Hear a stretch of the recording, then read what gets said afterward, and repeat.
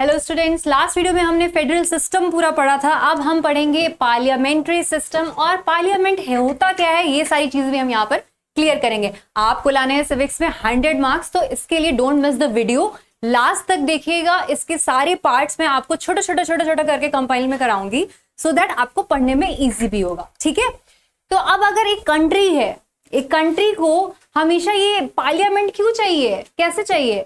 Just suppose आपका school है, आपके स्कूल में चीजें कैसे काम करेंगी, मैनेजमेंट कैसे काम करेगा, क्या क्या रिसोर्सेज होने चाहिए, क्या क्या रूल्स रेगुलेशन होने चाहिए। तो सिमिलरली एक कंट्री को भी चाहिए कि उसकी असेंबलीज हो, उसकी मीटिंग्स हो, जो भी लोग हो, तो एक पूरा एडमिनिस्ट्रेटिव सिस्टम काम करे, जिसके लिए क्या है, पार्लियामेंट है। ठीक है, तो द पार्लियामेंट हम यहां पर स्टार्ट कर रहे हैं, the union parliament. Okay, 1 second, I am changing the colour. या okay, so the union parliament, the union legislative comprises the president and the two house of the parliament, the house of the people Lok Sabha and council of the states Rajya Sabha. That means parliament में 3 parts हैं क्या? हाँ, exactly 3 parts हैं।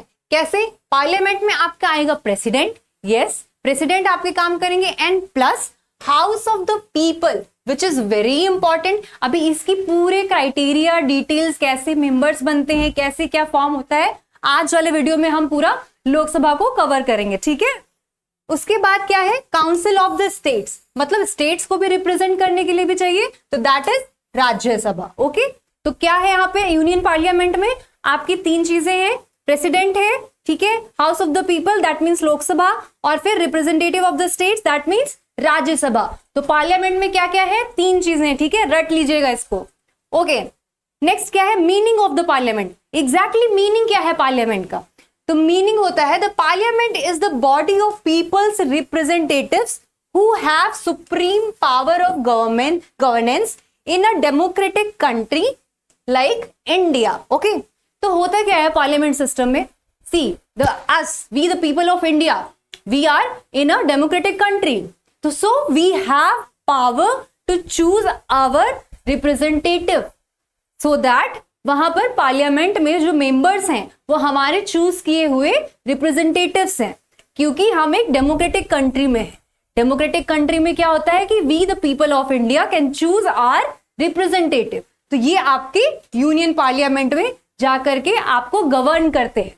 जिनको हम choose करेंगे वो जाकर के पूरी गवर्नेंस को हैंडल करेंगे। तो ये क्या है, आपका द पार्लियामेंट्री सिस्टम होता है। ठीक है, ओके, नेक्स्ट देखते हैं हम लोग। ये एक पिक्चर है द यूनियन पार्लियामेंट की। सी, आपका 3 पार्ट में डिवाइड होता है, एज आई टोल्ड यू।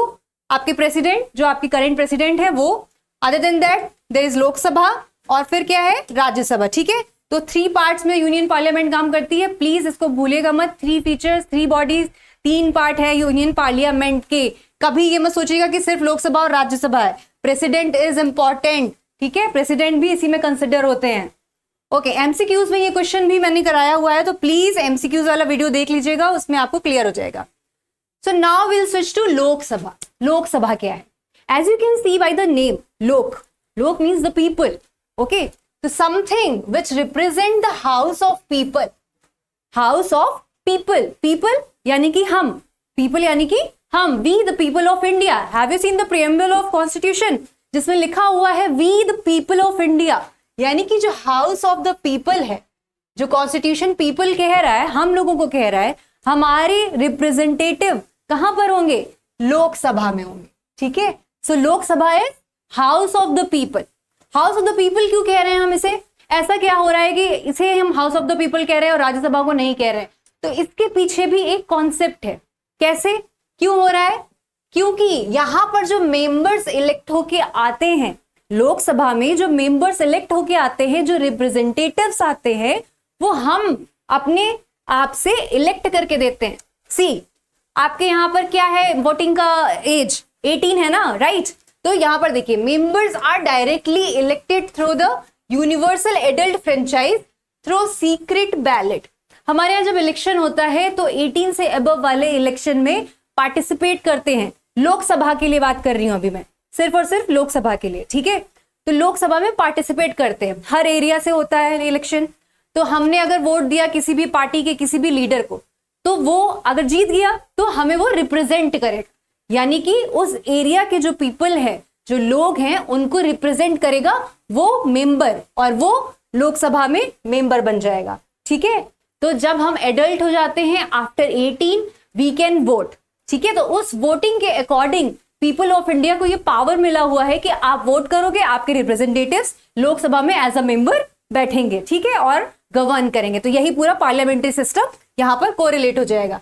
ठीक है, ये पिक्चर है लोकसभा की, जस्ट रिमेंबर इट, क्योंकि ये क्वेश्चन एमसीक्यूज में आया हुआ है। Lok Sabha, house of the people, किसको बोलते हैं हाउस ऑफ द पीपल, ऐसा करके क्वेश्चन आया हुआ है।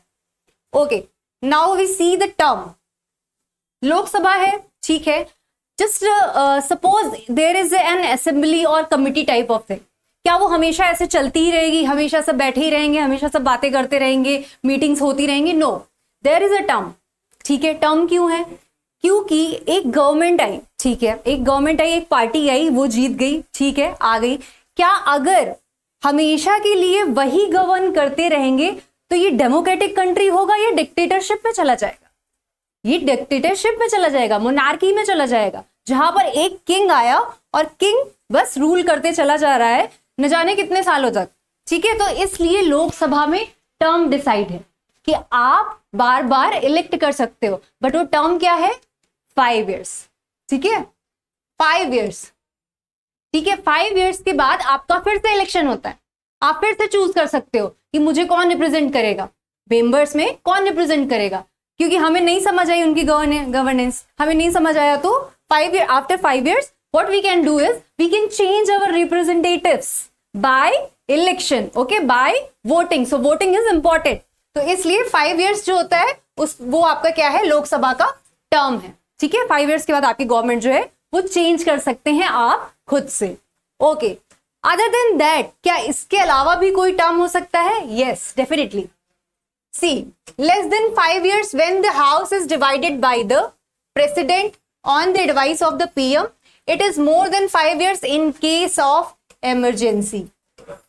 See, 5 years तो है, 5 years के बाद इलेक्शन होना ही है, कंडक्ट होना है, बट अदर देन दैट जब प्रेसिडेंट पीएम की एडवाइस पर अगर लोकसभा को बंद करना चाहते हैं, क्लोज करना चाहते हैं उसके सेशन को, तो वो 5 years से पहले भी हो सकता है। मतलब यहां पर दूसरा सिनेरियो ये आ गया कि एक तो 5 years का हो गया, दूसरा हो गया कि प्रेसिडेंट हमारे पीएम की एडवाइजरी पर इसको बंद कर सकते हैं कुछ टाइम के लिए। ठीक है, तो 2 कॉन्सेप्ट हो गए। ठीक है, अदर देन दैट और क्या हो सकता है? मान लो इमरजेंसी लग गई है, इमरजेंसी का भी कॉन्स्टिट्यूशन में प्रोविजन है। अगर इमरजेंसी आ जाती है तो हमारी जो लोकसभा है, इलेक्शन नहीं हो पाया, इमरजेंसी चल रही है, कुछ दंगे चल रहे हैं, कुछ ऐसे वॉर चल रही है, कुछ नहीं हो पा रहा है, इलेक्शन नहीं कंडक्ट कर सकते आप वोट नहीं कर पा रहे हो, कर्फ्यू लग गया, कुछ भी हो गया, तो आप क्या करोगे? तो वहां पर लोकसभा का इलेक्शन के बजाय आप उसका टर्म बढ़ा दोगे, तो 5 years से अबव भी हो सकता है। दैट मीन्स आपका जो लोकसभा का टर्म है, it could be 5 years, it could be less than 5 years and more than 5 years। कैसे? 5 years तो आपका टर्म दिया ही है कॉन्स्टिट्यूशन में, प्रेसिडेंट आपका 5 years से कम पे भी आपको हटा सकता है लोकसभा को। क्यों? पीएम की एडवाइजरी पे। ठीक है, पीएम की एडवाइजरी पे। और थर्ड क्या है आपका कि अगर इमरजेंसी हो जाती है, ऐसा कुछ कि इलेक्शन नहीं कंडक्ट हो रहा है, तो आपका जो लोकसभा का टर्म है वो बढ़ भी सकता है 5 years से। ठीक है, बताइए सर, आप लोग बहुत डिस्टर्ब कर रहे हैं बार बार आ जाके वीडियो रोकिए।